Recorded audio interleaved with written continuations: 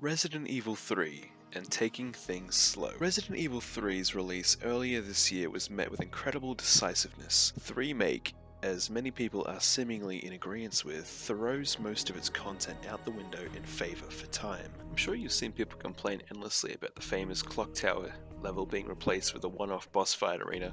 You see, the thing is, Resident Evil series has always been a target for this kind of criticism. In fact, it seems the remake and its original counterpart both suffered from almost the exact same backlash. Uh, Cut content, reused assets, no major improvements on graphics, and the price tag of 93 Australian dollars doesn't soften the blow at all.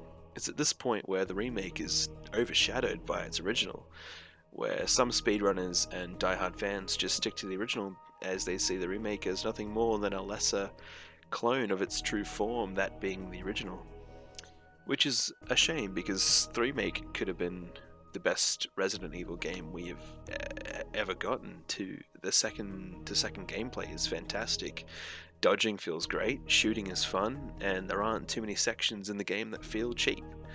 Although in many other games in the series there have been some cheap, odd sections here and there, so you can always let that slide.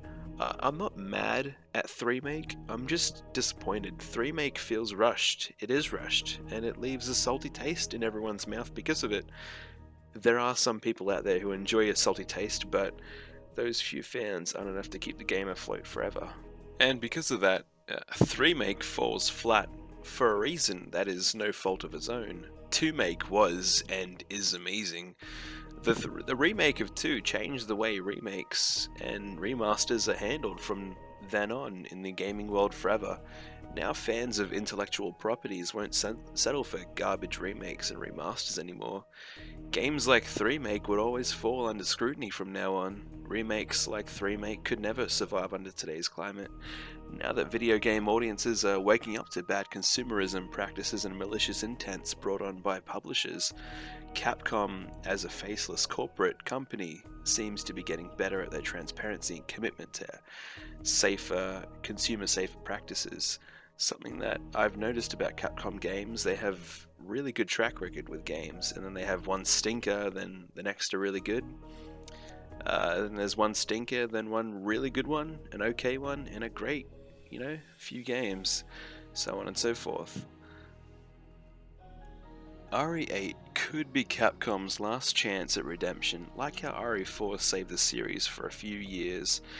Back in the early 2000s, RE8 is in the same position to do so, but for the 2020s. Resident Evil 3 is by no way a terrible game, nor does it deserve the near endless amount of hate it garners from the public. It's just apathetic. There's no change, no innovation. There's nothing to declare it a different experience to playing 2-make, or even the original. It seems that another 6 months or even a year in the oven could have catapulted the quality of RE3 significantly. From the graphic presentation to the enemy design, adding more areas to explore and expanding the threat of Nemesis. Sadly, I've come to the conclusion that I believe 3-make was put to the wayside because the main team at Capcom was busy making RE8, and that the team who created 3-make couldn't realize a remake's true potential. I don't think there is any evidence to suggest this officially. I'm only speculating because RE8's official announcement was only a few months after the release of 3-make.